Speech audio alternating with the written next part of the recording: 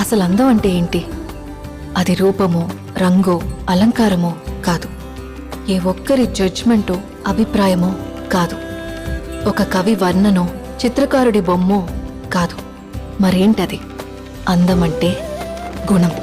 అమ్మాయి నయుండి చెప్తున్నా, I don't want people to call me beautiful.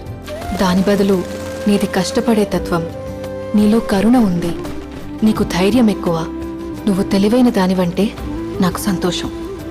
Address us by our qualities. MS Subbulakshmi అంటే భక్తి, అందం కాదు. మదర్ తెరెసా అంటే కరుణ, అందం కాదు. ఐన్ ర్యాండ్ అంటే తత్వం, అందం కాదు.